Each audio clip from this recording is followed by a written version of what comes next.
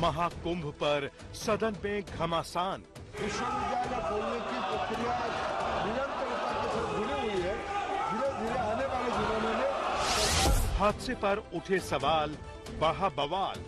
इन्हीं सब का परिणाम है कि 2014-15 में हमारी अर्थव्यवस्था 10वें स्थान पर थी, अब वो विश्व की 5वीं। अखिलेश का योगी पर निशाना। जहां सरकार बजट के आंकड़े लगातार दे रही है, आंकड़े देने से पहले महाकुंभ में मरने वालों के आंकड़े भी दे दें। योगी ने अखिलेश को घेरा। षड्यंत्रकारियों को बेनकाब करेंगे और उन्हें सजा कैसे दिलाई जाती है, यह आपने उत्तर प्रदेश के अंदर पिछले 8 वर्ष के अंदर देखा होगा। किसने ली है सनातन के खिलाफ सुपारी? सनातन धर्म के खिलाफ सुपारी लेकर के षड्यंत्र करने वाले तत्वों के द्वारा लगातार शरारत पे शरारत। कौन कर रहा है शरारत? और अगर सदन चलाना चाहते हैं तो अपनी सीट पर जाकर बैठिए। महाकुंभ पर महाभारत।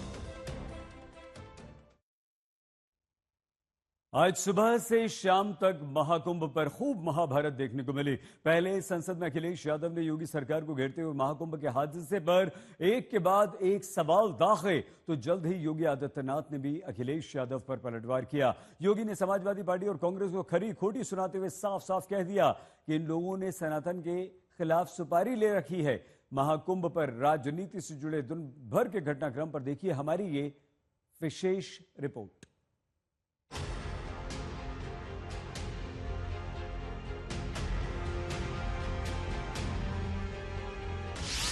सदन में महाकुंभ की गूंज। जहां सरकार बजट के आंकड़े लगातार दे रही है, आंकड़े देने से पहले महाकुंभ में मरने वालों के आंकड़े भी दे दें। अखिलेश ने किया वार पर वार, योगी ने किया पलटवार। षड्यंत्रकारियों को बेनकाब करेंगे और उन्हें सजा कैसे दिलाई जाती है, यह आपने उत्तर प्रदेश के अंदर पिछले 8 वर्ष के अंदर देखा होगा। महाकुंभ को लेकर सियासत तेज हो गई है। इसका प्रवाह इतना तेज है कि प्रयागराज से निकलकर अब ये सीधे दिल्ली तक पहुंच गई है। सदन में मंगलवार को महाकुंभ का मुद्दा छाया रहा। विरोधी दलों की तरफ से कमान समाजवादी पार्टी के अखिलेश यादव ने संभाली और यूपी की योगी सरकार को जमकर घेरा। डिजिटल कुंभ के दावों का मजाक उड़ाते हुए अखिलेश ने साफ साफ आरोप लगाया कि मौनी अमावस्या के दिन हुए हादसे में अपनी जान गंवाने वाले श्रद्धालुओं की सही संख्या तक बताने में सरकार नाकाम रही है।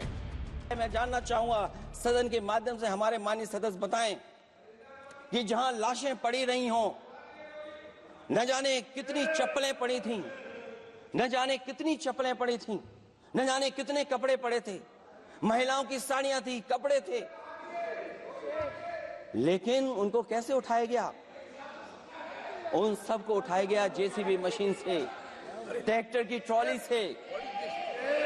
उनसे उठा करके कहां फेंका कोई नहीं जानता, लेकिन जब उनको लगा कि वहां से बदबू आ रही है तो यही सरकार के लोग छिपाने लगे हैं।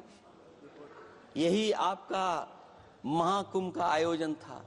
हमारे उत्तर प्रदेश के मुख्यमंत्री जी ने शोक नहीं प्रकट किया था। जब देश की राष्ट्रपति और प्रधानमंत्री जी ने शोक प्रकट किया, उसके बाद 17 घंटे बाद सरकार ने स्वीकार किया। अध्यक्ष मोदी, ये वो लोग हैं जो आज भी कोई सच्चाई स्वीकार नहीं कर सकते। अखिलेश ने सरकार पर हादसे के बाद संवेदनशीलता से काम न करने के आरोप भी जड़े। महाकुंभ आपदा प्रबंधन व खोया पाया केंद्र की जिम्मेदारी सेना को दी जाए। महाकुंभ हादसे के शिकार लोगों की मृत्यु, घायलों का इलाज, दवाइयों, डॉक्टर, भोजन पानी, परिवहन की उपलब्धता का आंकड़ा संसद में पेश किया जाए।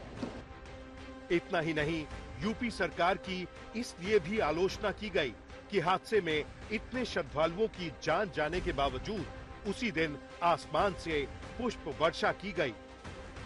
सुबह सदन में अखिलेश महाकुंभ को लेकर सरकार पर निशाना साध रहे थे, तो शाम होते होते यूपी के सीएम योगी आदित्यनाथ ने भी पलटवार कर दिया।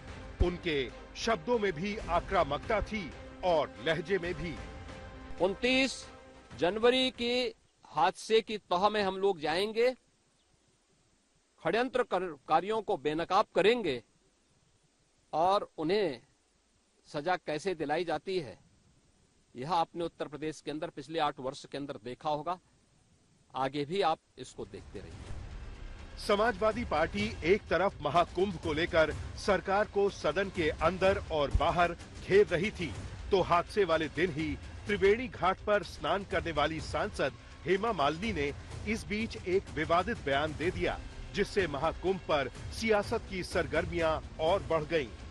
ये इंसिडेंट हुआ था विच इज राइट, बट इतना बड़ा ऐसा कुछ नहीं हुआ था लेकिन वो कितना बड़ा है क्या है वो मुझे नहीं मालूम है, but very well managed, everything was done very well. बहुत अच्छा संभाल रहे हैं, I mean after this incident, और बहुत पहले से भी अच्छा था, बट इतने लोग आ रहे हैं ना, it is very difficult to manage, but still we are doing the best. कुछ आना ना जाना, कुछ भी बोल देना, एक आदमी थोड़े बड़े मियाँ तो बड़े मियाँ, छोटे मियाँ सुभान अल्लाह, बीजेपी के बहुत सारे लोग बहुत कुछ बोल चुके हैं उस पर कि कुछ नहीं हुआ, जाने नहीं गई। इन लोगों को देश की जनता की जान सस्ती है, इन लोगों की कुर्सी महंगी है, जान इंसानियत खत्म करेंगे। प्रयागराज में 12 साल पहले हुए कुंभ के दौरान यूपी की सत्ता अखिलेश यादव के हाथों में थी। हादसे तब भी हुए थे, लेकिन इस बार वो शुरू से इंतजामों को लेकर मौजूदा सरकार पर आक्रामक रुख अख्तियार किए हुए थे। जैसे जैसे महाकुंभ में आस्था की डुबकी लगाने वालों की संख्या में इजाफा हो रहा है, सियासत के समंदर में भी डुबकियां लगाने वालों की तादाद बढ़ती जा रही है। आज तक ब्यूरो। प्रधानमंत्री नरेंद्र मोदी कल यानी कि बुधवार को महाकुंभ में आस्था का पवित्र स्नान करेंगे, डुबकी लगाएंगे। फिलहाल पीएम मोदी का कार्यक्रम जो सामने आया उसके अनुसार करीब 2.5 घंटे तक प्रधानमंत्री नरेंद्र मोदी प्रयागराज में रहेंगे। हालांकि पीएम के महाकुंभ जाने पर राजनीति शुरू हो गई।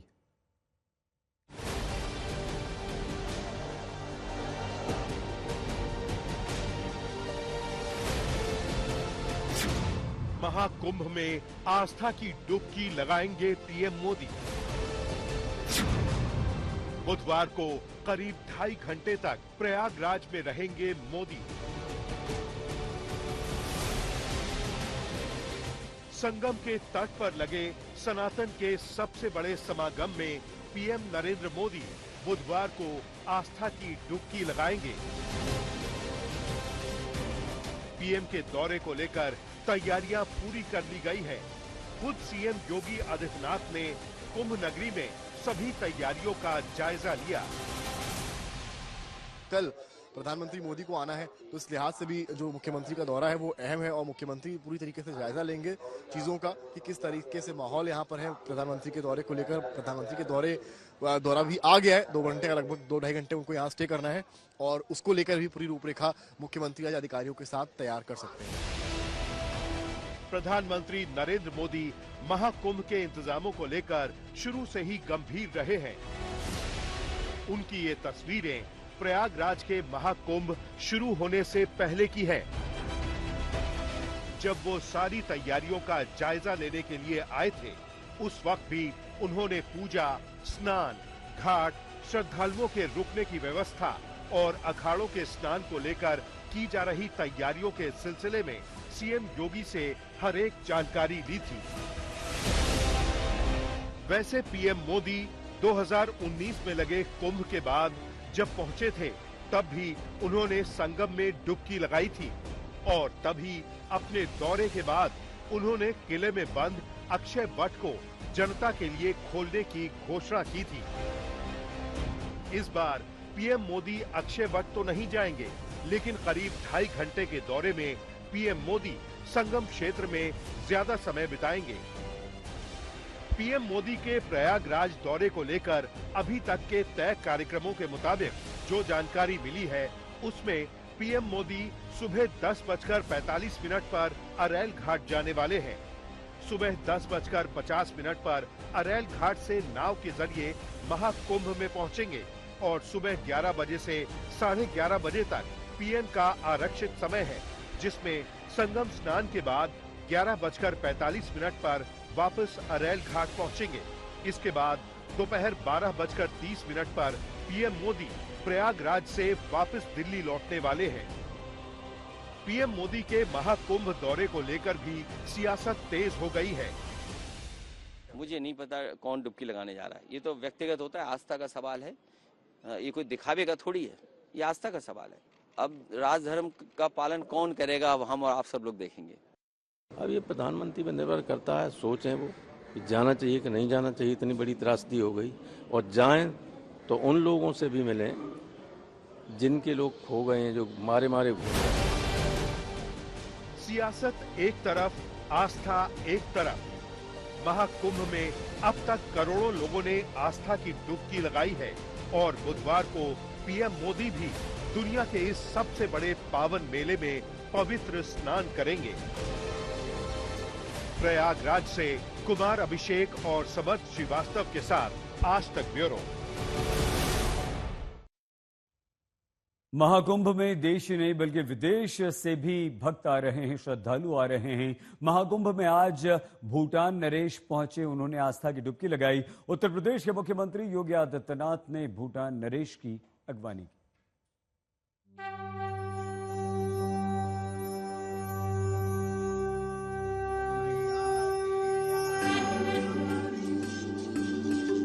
प्रयागराज में आस्था के अलग अलग रंग समेटे महाकुंभ में विदेशी मेहमान भी गवाह बन रहे हैं। अलग अलग देशों के राजनयिकों के बाद आज भूटान नरेश संगम नगरी पहुंचे और भव्य दिव्य कुंभ में पवित्र स्नान किया। पवित्र स्नान के लिए मुख्यमंत्री योगी बोट से भूटान नरेश को लेकर पहुंचे। इस दौरान पक्षियों को दाना खिलाते भी उनकी तस्वीर कैमरे में कैद हुई। भूटान के नरेश जब महाकुंभ के पावन पुण्य का साक्षी बनने प्रयागराज पहुंचे तो खुद मुख्यमंत्री योगी आदित्यनाथ ने एयरपोर्ट पर उनका स्वागत किया।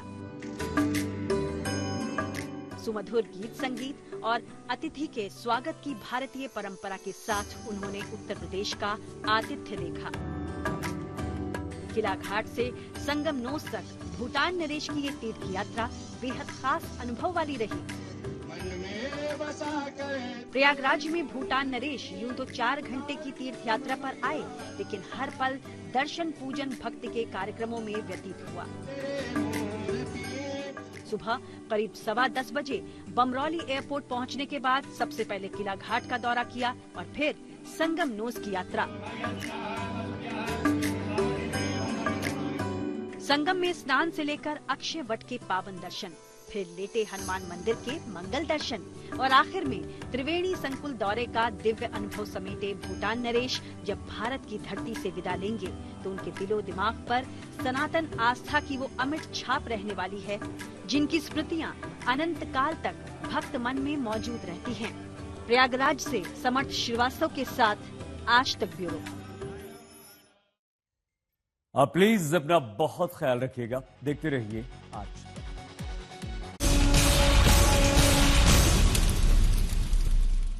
जैसे कि मैं सो रहा हूँ तो पिताजी को जगाना है मुझे, तो वो डायरेक्ट उठाने के बजाय, और हिंसा की परंपरा मेरे यहाँ नहीं थी सौभाग्य से, तो वो क्या करते थे कि उस कमरे में आ जाएंगे या बाहर से गुजरेंगे और चौपाई बोलेंगे, प्रात काल उठ गए रघुनाथा मात पिता गुरु नावई माता। कभी कभी मैं गुस्से में उठ करके अरे पापा चरण स्पर्श किया और सो गया। मैंने कहा अब मत उठाना।